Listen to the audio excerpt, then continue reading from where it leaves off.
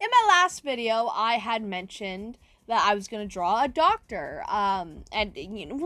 I think I said scientist, not doctor, but here she is. I've drawn her before.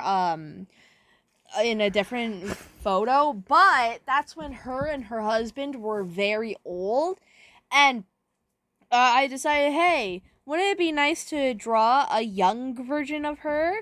So, here's a young version of her.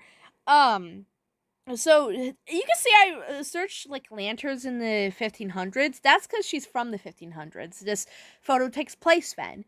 Um, and so Catherine, she's a woman in the 1500s who's doing research on stuff, and people don't take her seriously, don't really talk to her, and pretty much ignore her because she's a woman in the 1500s researching science. They probably were like, "Hey, that's a man's job. Stop doing that." Um, she didn't listen though, and that caused her to be living all alone in her house. Um, and nobody really pays attention to her. She's all alone. Every man she's tried to get with, like, they kind of abandoned her. So she's kind of given up, and she's all like depressed and stuff. Um, and so she's in her room, and then a scientist knocks on the door and starts to praise her work, something she's never heard before. And she was honestly shocked about this, but was happy that somebody was appreciating her work. And this doctor, he says his name is Marco Garcia. And he talks about how what does he talk about? He talks about the fact that he's from a different timeline and how he time traveled to the 1500s but realized there's no power, so he can't get back. Yeah, he's a little stupid. He time traveled to the 1500s. To be fair, he was panicked because his timeline had a zombie apocalypse caused because Dr. Smith was dead. She ended up dying like that same exact day. If Marco never appeared, then she'd be dead. Like, he came seconds before she died. Well, seconds before she was supposed to die. She didn't actually die. And so she's like, "Oh my gosh, I'm happy you came to me." Is like, "Yeah, so we're gonna work together to make sure that this one species doesn't go extinct."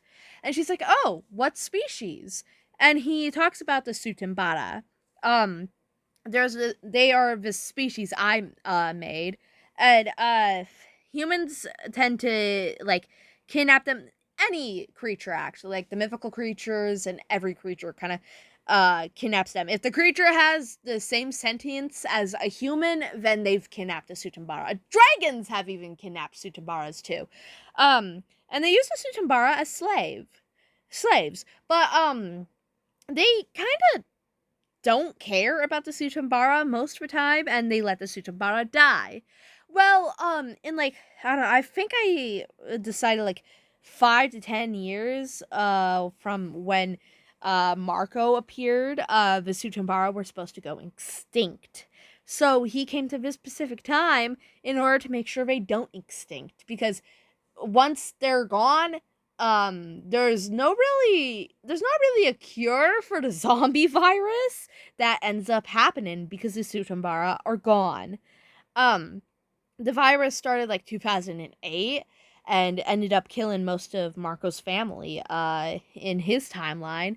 So he wanted to try to figure out how to stop it, so this timeline's version of him can actually live a happy life. Um and so they end up like building a cabin in the forest. Like Dr. Smith ends up moving out of her house as well to live with Marco in this cabin in the forest. And that's where this image takes place. That's like after the cabin was made. Um and so my mind's blanking. So they also build this one like facility. Like, it's a very small one, very small rooms. They have limited stuff because they are in the 1700s. Not 1500s. They're in the 1500s. They end up building this like sanctuary for the Sutambara, um, so they can like breed the Sutambara, get their like population numbers up. They do end up kidnapping these two Sutambaras, um, and all is well, all is good.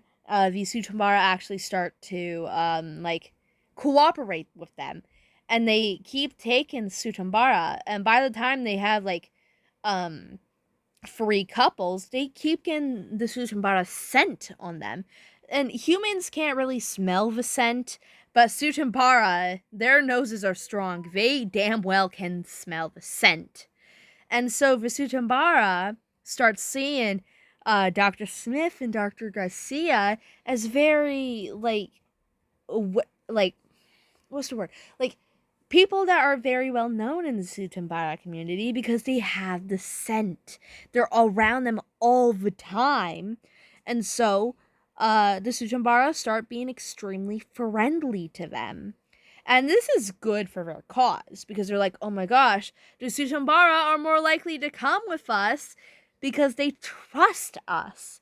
And at this time, they were actually really good people. Like, they were treating the Sutambara really well. They were being really kind. But they're getting old. They're very old. And they meet this one mysterious lady. And she grants them immortality if they do what the woman says. If they disobey, then it's all done for. She will, take the immortality away. Sorry for this pause. I was helping someone because I was working in the library. Anyways, so they accept the offer because it's like, okay, we just have to do what this mysterious lady says, and it's all good. But they're slowly going insane because it's only them, and you'd think that that would help them stay sane, but it kind of isn't helping. So they're slowly going insane.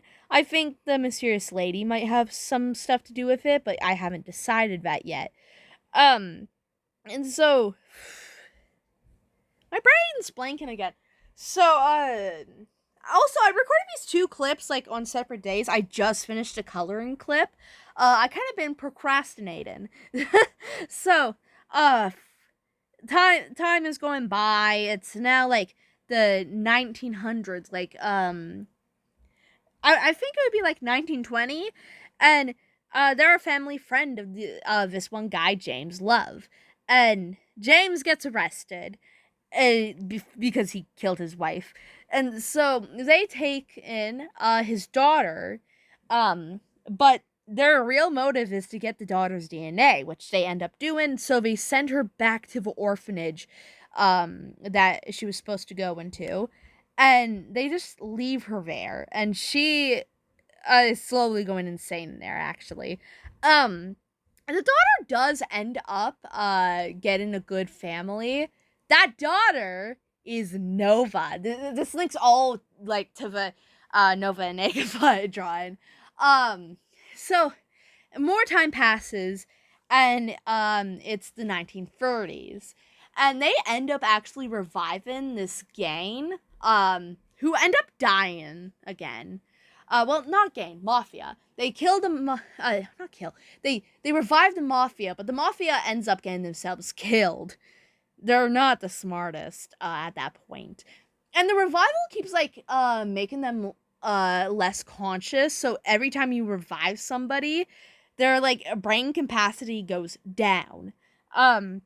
Anyways, so 1970s roll around, and their laboratory is huge. They have a ton of laboratories, and they're torturing people in these now. Like, this is no longer keeping the population of Sutambaras up. This is all about, like, doing anything they want. They're getting away with it because it's all hidden. And, like, they have been kidnapping, like, different species, different, like, humans as well, and they actually cloned somebody, and that somebody ended up running away with another clone, and one of their scientists. So they just lost a scientist and two of their best subjects. So they end up going to a town called Hide Behind Valley, and they start working as teachers there. And they find the two subjects that ran away and the scientist that helped them run away, because that scientist works there too. Um, they end up kidnapping the kids, and now they're on the run from the law. Uh, and they end up taking the one scientist that used to work for them. Um, and now that scientist is a lab rat in their lab, and more time passes, more subjects escape. Um, and then it's like I would say like 2030s, 2040s maybe, when they finally die. Like they live for a long while. Like they are huge antagonists in the story. Like in some of the stories in the series they are very small, but in others they're very big. Like the times where they're very big are like the lab rats, living in no, not living in gray. Maybe living in gray. I think living in gray. Nothing is black and white. Um and then a tiny bit in Shadows over Crescent City.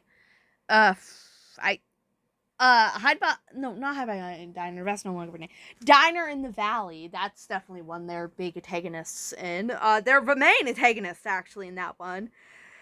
I honestly both love and hate these guys because like they're awful people, but like their story's so interesting for me to write. Also, like look at her. She's kind of hot, I must say. She's wearing Marco's coat in this. So Marco ended up like getting hurt by accident, and there was like a huge thud and crash, and so she put his coat on and ran outside, and yeah, she's not wearing anything under there.